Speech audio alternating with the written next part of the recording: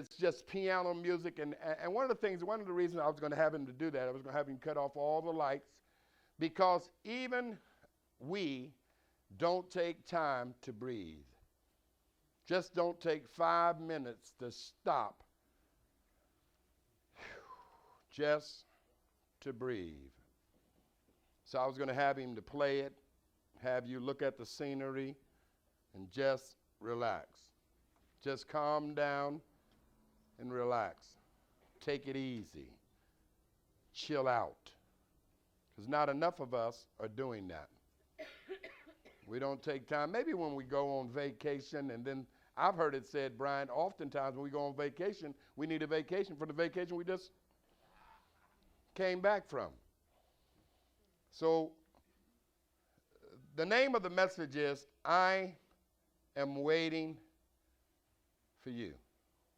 I am waiting for you. If in this world, if in this life only, we have hope, we are of all men most miserable. If this is all there is, we are in trouble. Because even though I've water skied, even though we've been on a cruise, nothing can compare to where I'm headed. Holler at your boy. If in this life only we have hope, we are of all men most miserable. That's why a lot of people are miserable right now, because this is all they can see. But the Bible tells us, looking unto Jesus, the author and the finisher of our faith. Look to the hills from whence cometh your help. Your help comes from the Lord. You men of Galilee, why stand you here gazing? Why are you looking up? The same Jesus, the same way in which he left, will come again. I don't know about you, but I got hope in believing that there's a pickup about to take place. In a moment, in the twinkling of an eye, we shall be caught up to meet him in the air. Talk about a place where, is that a cell phone going off? Y'all are freaking me out now.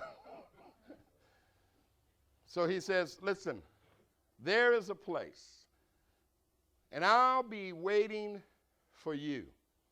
I'll be waiting for you. Too many of us have gotten tied up, tangled up, and all tripped up in the affairs of this world.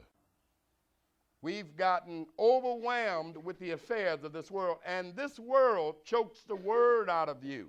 The cares of this world choke the word out of you, and you become unfruitful. I'm waiting for you. I am waiting for you. But he told us to occupy until he comes, to stay busy. Jesus himself said, I must be busy about my Father's business. And most people that are busy, they're not sitting around, twiddling their thumbs. They're doing what it is that God has called them to do, to be fishers of men, to be the salt of the earth, to be the light of the world. And these are people that are not really concerned with the here and now. These are people that have gotten their eyes fixed on the prize. Turn, if you would, to the book of John, chapter 14. I've done a lot of funerals in the past 10 years. And this is one of the scriptures that people use at funerals. Even if you were to order a minister handbook, this scripture you'll find in there to comfort people who have lost a loved one.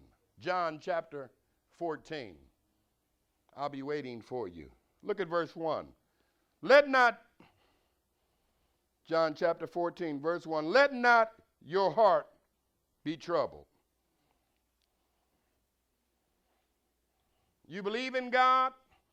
Believe also in me. In my Father's house are many mansions.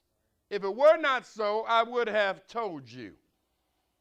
Let not, man, this is where you ought to just say, oh my goodness, thank you, and let your hair down and relax. Let not your heart be troubled. Don't be tripping. Don't be troubled. Don't be anxious. Don't be worried. I'll be waiting for you.